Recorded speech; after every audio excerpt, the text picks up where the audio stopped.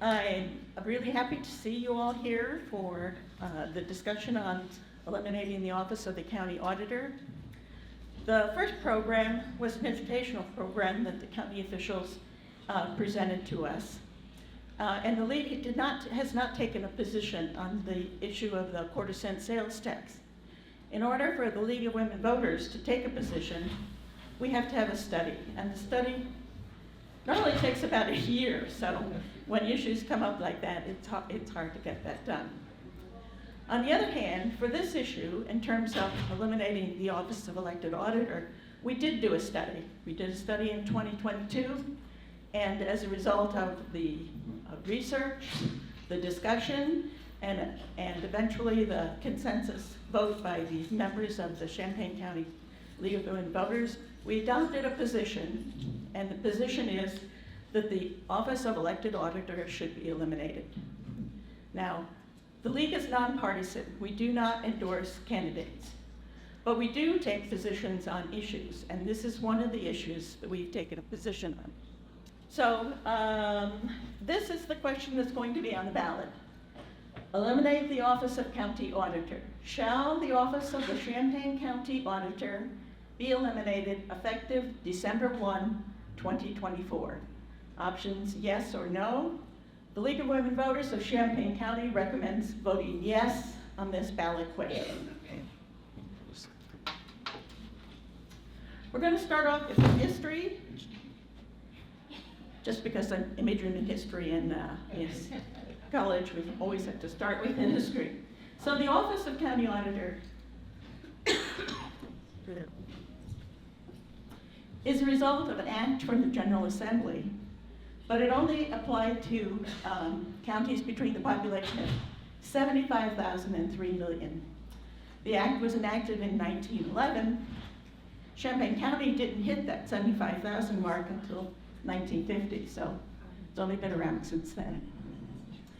But this act for a county auditor predates the 1970 Constitution.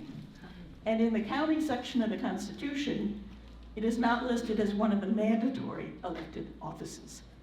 It's a permissive office, and voters may decide to eliminate the office by referendum. Amen.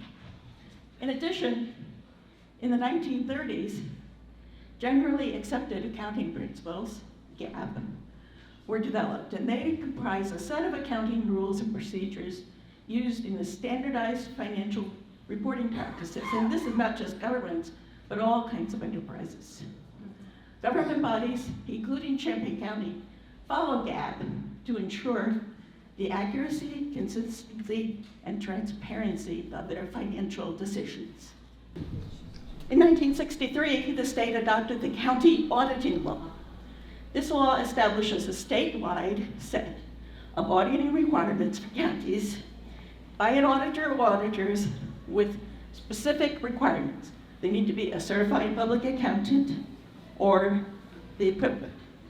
The act also states specifically that the elected county auditor cannot be this outside auditor. As a result, counties with a county auditor have to support the cost of both the elected office and an outside auditor. Currently, there are 20 counties in the population range that could have an elected auditor, but there are only 16 that do. Previously, Lake and Peoria eliminated theirs through a referendum. DeKalb and Kendall eliminated theirs just as they got to the 75,000, so the office was never even established. And on November 2024, 2 counties have put the issue on the ballot, McLean and Champaign. Okay, so what does the auditor do? The statutory duties are listed in the statute, but the statute specifically allows the reassignment of these duties by the county board if the Office of County Auditor is eliminated by the voters. In other words, it's contemplated what would happen.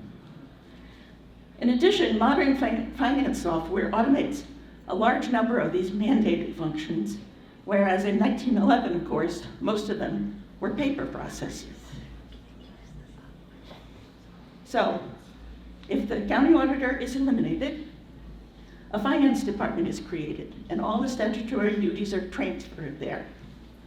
Currently, budgeting and purchasing are managed by the County Executive's Administrative Services Office, and accounting is managed by staff in the Auditor's Office. Combining the financial operations into one department will generate savings up to the equivalent of 2 half-time positions, oh, 2 full-time positions over the current structure.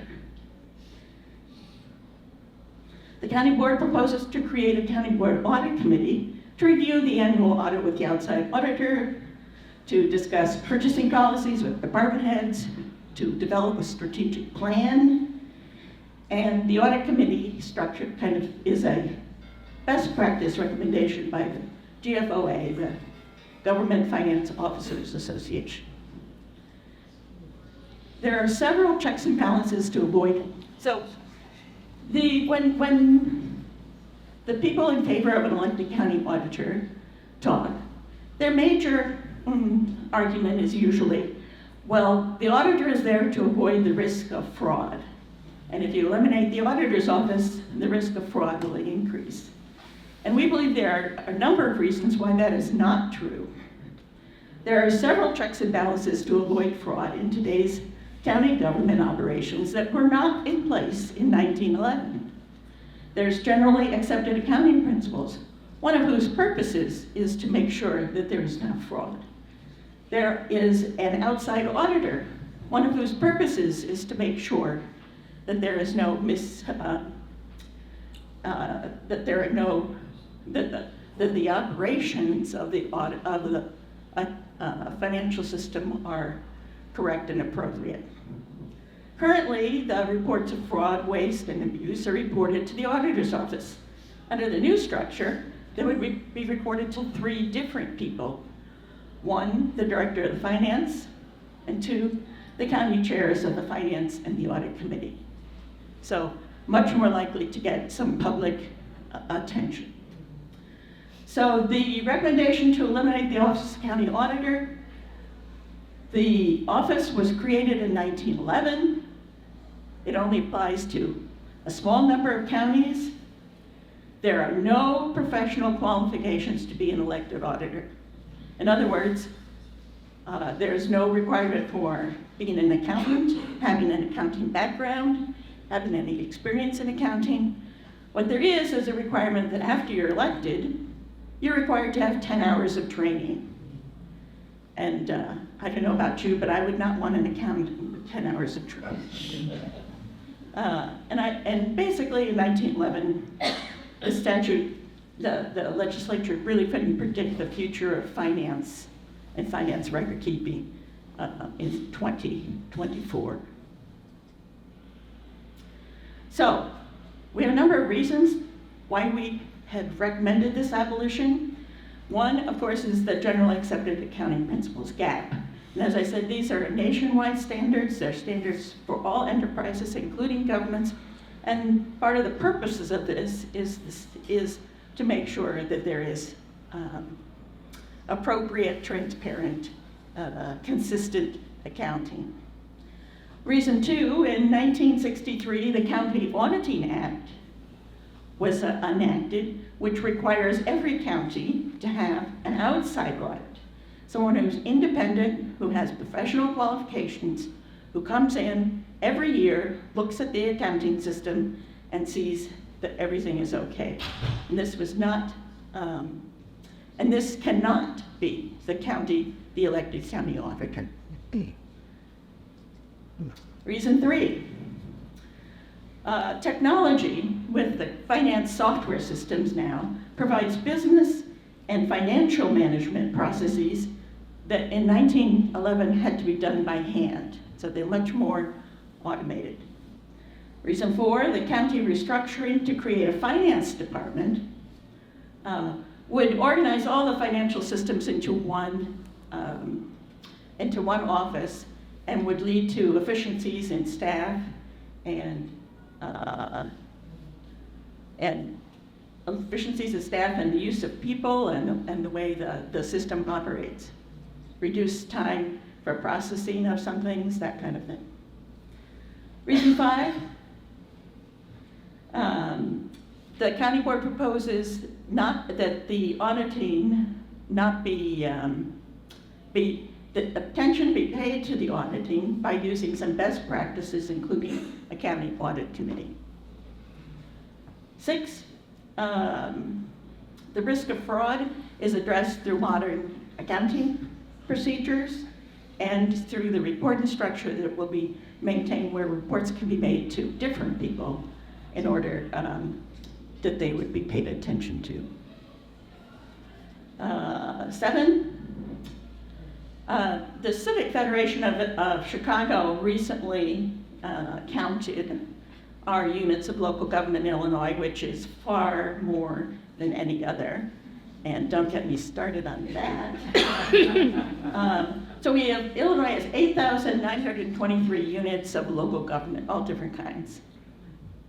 Only 16 of them have elected county auditors, but all of them manage public money. So I think this is a strong indication that a county auditor is not a necessary to ensure transparency in government. 8, an elected auditor answers to the voters. And this, you know, in terms of protecting democracy, the League is certainly in favor of making sure that the people have the ability to review their options in terms of policymakers. But an auditor is not a policymaker. They're following the rules and practices of the accounting profession. And when we have an elected auditor, we can elect them, can decide which of 2 people, if there's a competition, you want. But once they're elected, they're in office for 4 years, and there's nothing that anyone can do about that. We've had, about a decade ago, we had clear experience with what happens when you have an auditor who's not doing their job. We had one who didn't come to work at all, ever. But he continued to collect a salary, continued to accrue pension credits, because there's nothing that anyone could do. If we have a professional that's appointed and supervised by the county board and the county executive, then someone who is not performing can be fired. And you don't have to wait 3 or 4 years to do that. Reason 9, introducing partisan politics into a position assigned critical and administrative and technical functions is unnecessary, and it can be disruptive to 21st century government accounting practices. It's a wasteful use of tax dollars. So, based on the foregoing, it is the position of the League of Women Voters of Champaign County that the system of elected county auditors is not good public policy in today's world. So vote yes on the referendum position to eliminate the office of county auditor. And here's some, we wanted to indicate that on our website, which is a very good website, if you want to learn anything about voting and where to vote and when to vote and all that kind of stuff, it's on our front page. But it also contains a copy of the study that we did that was the basis for this position. And so, we've got questions and comments. Is there anyone who wants to make comments? And let's see. Here, you should be as a raisement. Hi. It works this time. All right.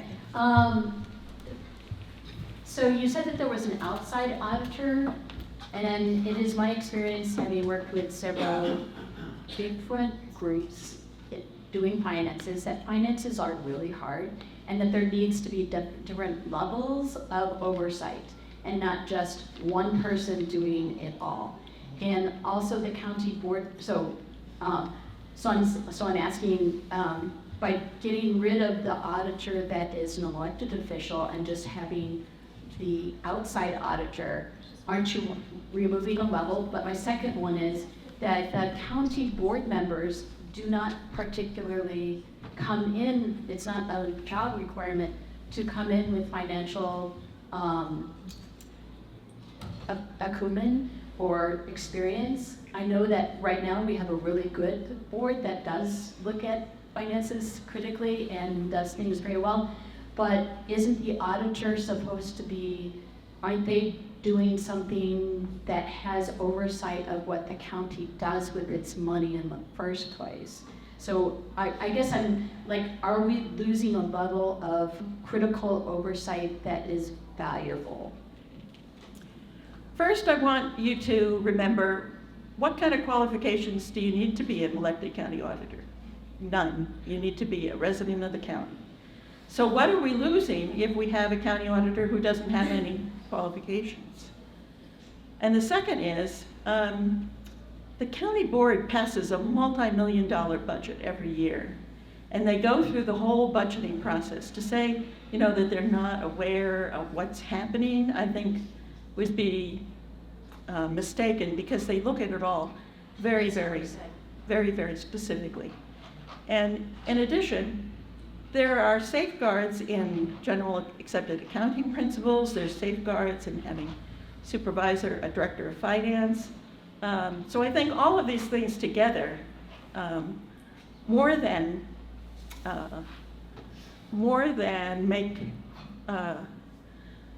provide good reasoning for eliminating the Office of County Auditor.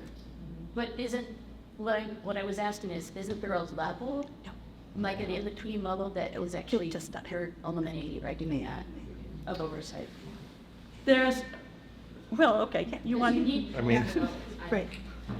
There's some county people here. Yeah, you want me to? Just put it to bed? Yeah.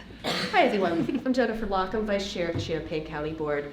I had those same questions back in December when this was first put before us. And back in December, when the thought of putting this on the ballot was presented, I voted no, because I wanted as many levels of oversight as possible. I'll stand up so everyone can see me.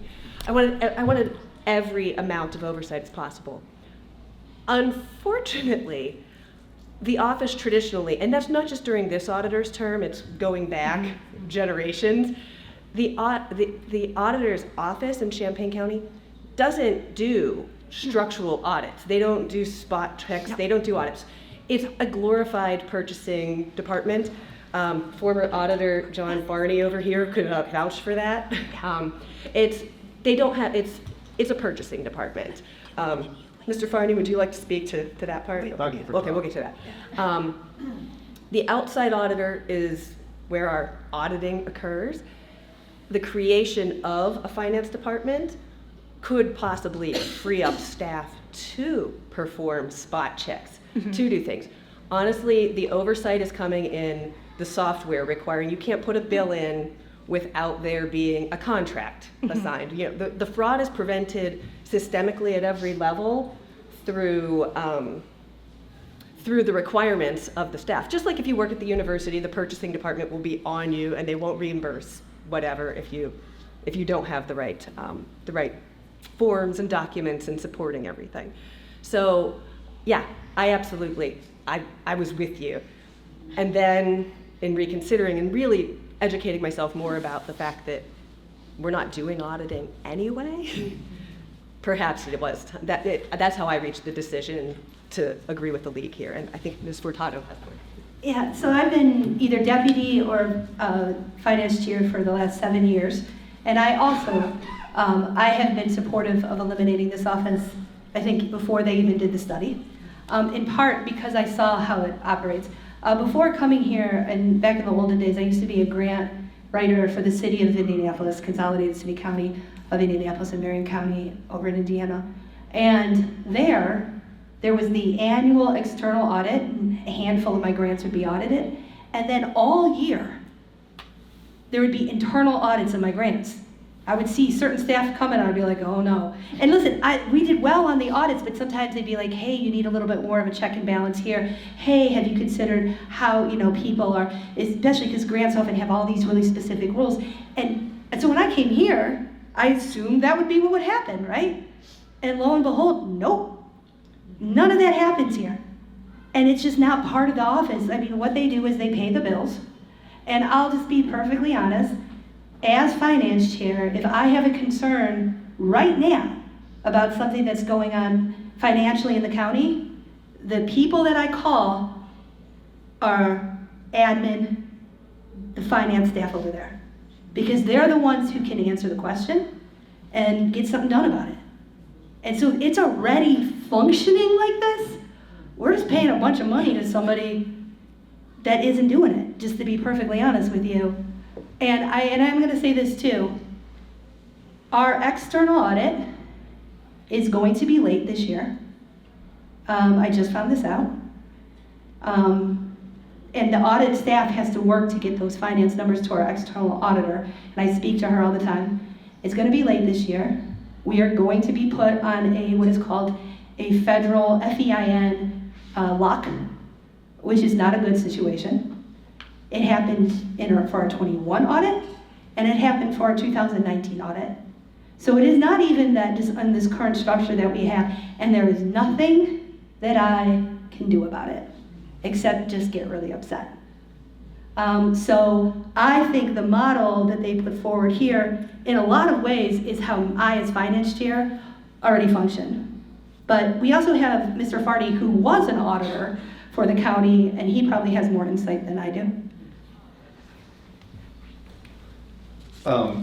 To piggyback one thing, or just to add one other thing, I think the thing we're most upset about on the current audit not being done is that the current auditor, the elected official who is up for election this year, didn't bring that information to the county board. We had to learn that from county staff.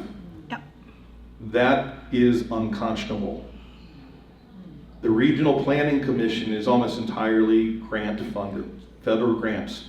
October 1st, that gets turned off until we're done. And the current occupant of the auditor's office was not the person that told the county board. He could have told us a long time ago. He did not. If you can't even perform that basic function, you should not be in office. Yes, I was elected twice as county auditor, twice over the current occupant of the office. The county, in the time since I left office, has updated its financial software system.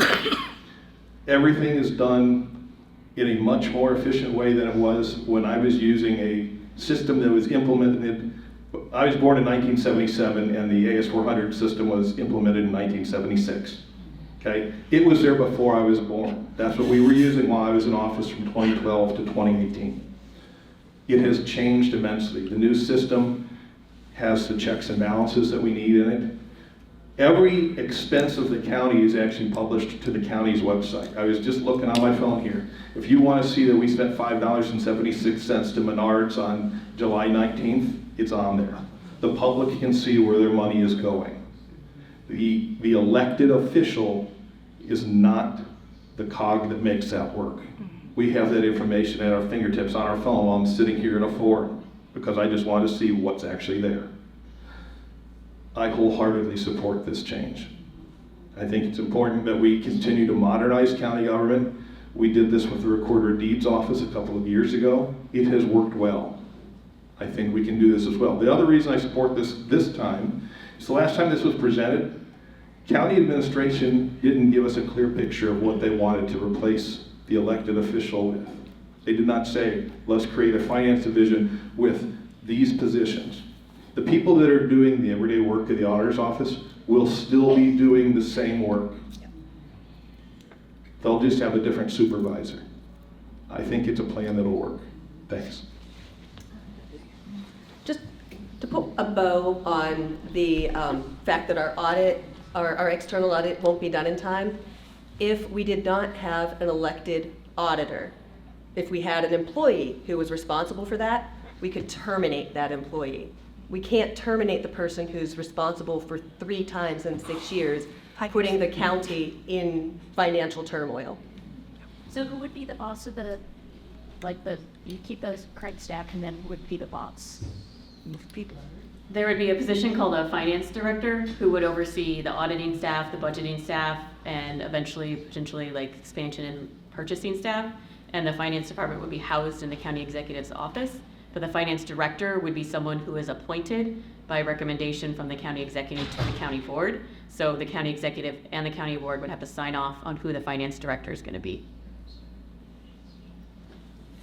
But Yes, thank you.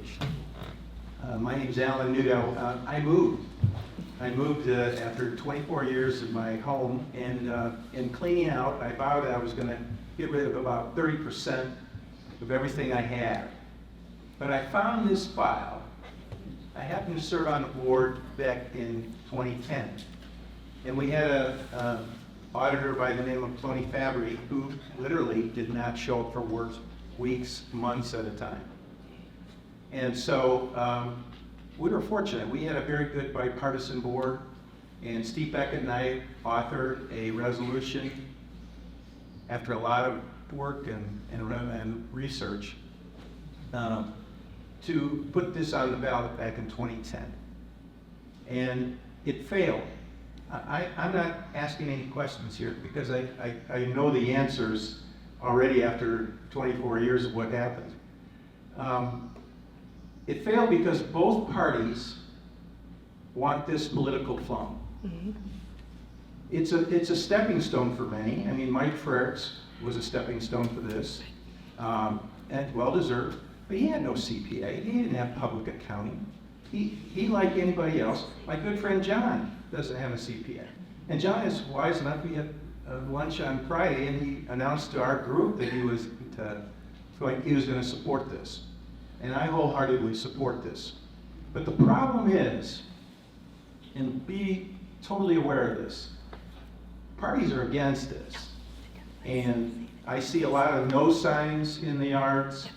And I think some of the reasons that one party wants to get rid of Danos is because of internal bickering, and on the other side, we might not have on my side, we might not have a strong enough candidate.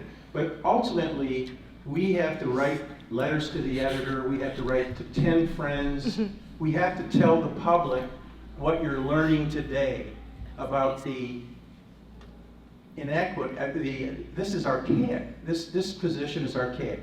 When we researched this, we found out that the state constitution mandates that attorney generals and state's attorneys have to have a law degree, and they have to pass a bar. There is no CPA bar passed in here. They have no understanding. And back when I was on the board, Deb will vouch this, there was one person, Carol Wadley, who was the go-to person. She knew everything there was to know about accounting. And that was the go-to person. I just want to make sure that everybody understands this is really something that we can do to modernize our government and make sure that we take a step forward. Now, one thing, I'm not totally in agreement with the plan of attack. You're still with board appointed or the director of the county you're still dealing with a little bit of politics. Personally, I would hire an outside auditor. By the way, the auditor, this is just a check-paying department. That's all it is. It just pays checks. If you want to look at malfeasance and defalcations and theft of money and inventory, you really need an outside person, not even an at-will person that can be fired for it. I would get an outside auditor to do periodic departmental checks on an annual basis, not every department every year, but I think this could be modernized even more so. But don't let the politics get involved in this, because this is the one thing I think this department has no business being a part of, and it right now is totally political. And Stephanie, you can go ahead and defend it. I really don't care. But the point being is we are paying for a salary that's superfluous. Yeah. Thank you. No, Alan, I completely agree with you. I just wanted one point of correction, is the Democratic Party overwhelmingly at our last meeting voted to support the elimination of this office. So the official position of the Democratic Party is that this office should be eliminated, And that has nothing to do with the office holder currently there. If JJ, who I really admire, had the office, I still think, as this study has shown, right? So just one point of information, and I like your idea of the roving external, I think that's a great idea. But I just wanted to make that one correction. Maybe in 2010, both parties wanted to keep it, but at least in 2024, the Democratic Party has said eliminate it. Patty? Hi, I'm Patsy Petrie. A couple of comments, taking it out of the political realm, and the more important goal is how do you set up everything for checks and balances. I've watched this for years. It's a Band-Aid where we should be changing this at the state level and getting it consistent throughout the state. In a way, I wish the League of Women Voters had provided us with two factual pieces. First factual piece is saving money. Every time the county has made a change, it has cost more. And we just listened to 2 hours of how bad the budget is. That happened with the elected county executive office and the merger of the county clerk and the recorder. And the second is, a few of the counties have eliminated the elected auditor, so we have no information how those counties are functioning with the change, how it folds into each county's administrative structure, what is the cost of that county for this new structure. And that is really the kind of information that the educated voter needs to know which way to vote on this particular referendum. Thank you. I can speak to some of those things. So just a quick correction, the merger of the clerk and recorder's office did save the county money. We eliminated the cost of an elected official indefinitely, which is not only year-over-year salary, but also lifetime of IMRF and pension and benefits and all of those things. The same would be in this situation as well. Elimination of an elected office just by default is going to save you some money. I spent a lot of time working on the finance department proposal. I reached out to counties that eliminated their auditor. I reached out to counties that never had an auditor. I reached out to counties that still had an auditor. I can say that the counties I talked to that had an auditor and eliminated their elected auditor, none of them wanted to go back to elected. They were very happy with the system that they had. And a couple of them that still had elected auditors were also in the process of starting conversations about moving forward with getting rid of their elected auditor as well. In my research, I didn't find anyone who had seen the side of no elected auditor and was not very interested or committed to that already. See. Am I allowed to talk? Sure. Okay. My name's Alan Anderson. I'm on the other side here. I wish I could talk about each one of the points they had up there. First one I'll say too is the act gives you absolutely no security whatsoever. Anybody ever hear of Enron? I can repeat dozens and dozens of cases. That has absolutely nothing to do, does not give you any security at all. I recently read a study and they said that they estimate 5% of private companies' revenues are lost annually to fraud. That's in private companies. Can you imagine what it's like for public companies? I'm sure it's much more. The general fund is $40 million. If you take 5% of that, that's $2 million. We could be saving lots of money. I agree with the reorganization. If I get elected, I will meet with the county board and say, yes, let's take the accountants, put them in a finance department, let me do auditing, save money, the amount of fraud, and we have none in Champaign County, but I bet you we do. The amount of fraud and waste will go down just because somebody is looking into it. I could go on here, but I won't take any more time. Please. I just have two factual questions about the proposal.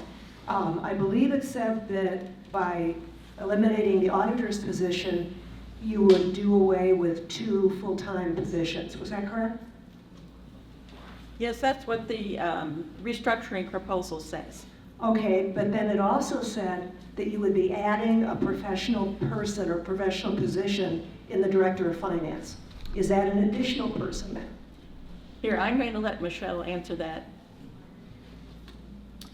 We have a budget director. If we went into this transition, we would just upgrade the budget director position to the director of finance. So it's not a new position, but we would be upgrading an existing position. The two positions we're talking about eliminating would be the auditor and the chief auditor, because we just wouldn't need someone of a deputy chief status. We need more people who are doing the actual day-to-day work. So when there's the conversation about the initial elimination of two positions, those are the two positions that are being discussed. There is currently a chief auditor? There is a position for a deputy chief auditor, but it is currently vacant. Okay, so that money is not being expended right now? No, but it's budgeted. It's being spent. Okay. Depending My on other the question temporary person. had to do with the role of the external auditor. Every organization I've been in has an external auditor for all the good reasons that we all know. I looked at the I think it was last year's external audit report, and there was a bunch of initial pages that were largely boilerplate, followed by the internal auditor's report. That was it.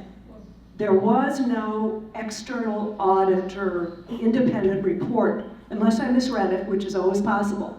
But I'm wondering if you could explain what you would expect the external auditor to actually do. So just to clarify, were you reading the 300, 400 page ACFR document? I really don't recall what I was reading. I did not read 300 pages, Okay. I know that. So there's a very long, very extensive external audit, and it does have a lot of documentation from the elected auditor. They put forth a lot of narrative and things like that. And if you get into the ACFR, which is on the auditor's website, and you scroll towards the bottom, there's multiple pages of findings from the external auditor where they cite a specific, hey, you're doing this, we suggest you do that. Good. And there's, I think the goal is that there's always something, right? Because you can always improve, so. So that's what you would expect an external auditor to do under this new system? Yeah, and I think as a former member Nuno pointed out, which is a great idea, is not only doing it yearly, but Right. Doing a surprise audit on a department every now and then and seeing what kind of findings come specifically for that department, yeah. My experience has been that would be a very good idea. Thanks for clarifying that. Well, when the other department heads get mad, we're gonna just tell them it was Alan's idea. One quick question, which is how much money was saved, like in numbers of dollars, from the previous quarter cost consolidation?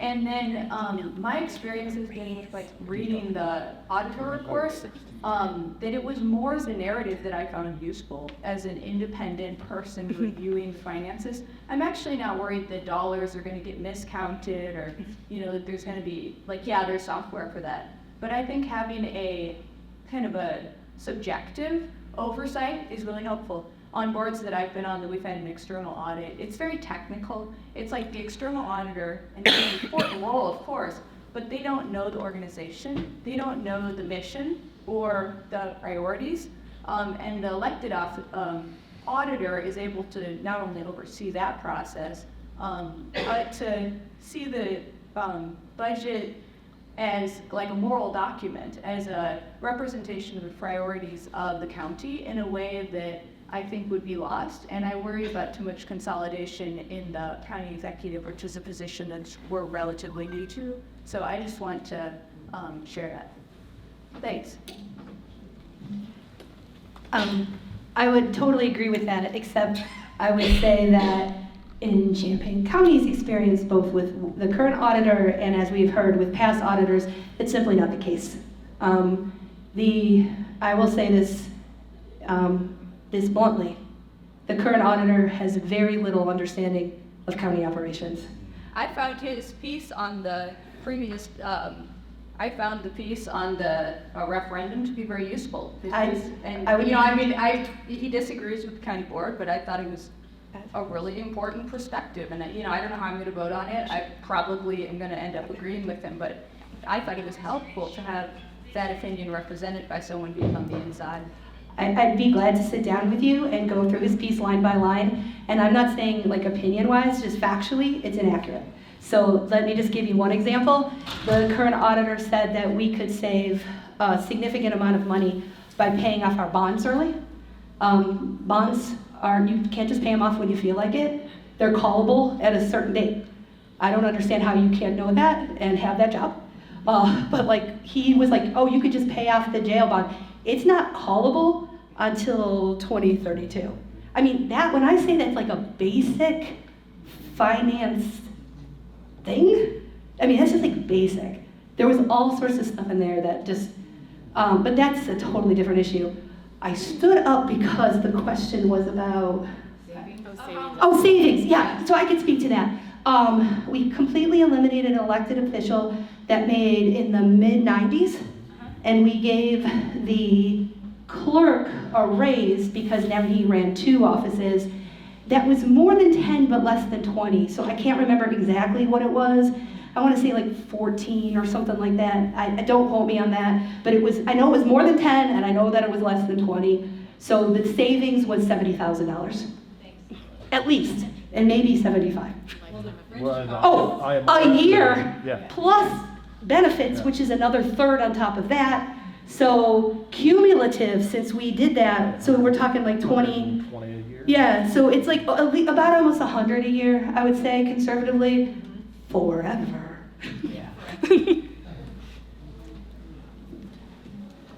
Okay, so it's 4 o'clock. It's, I hope you've all learned something. I appreciate the county folks here who have data at their fingertips that, you know, I'm afraid I don't have, but I think it added to the discussion. So if you have any questions, I'm sure you can call the county board office or the county executive's office and ask for some more information. If you want to look at our report for why we recommended this, you'll find it on the League of Women Voters website. So thank you all very much for coming.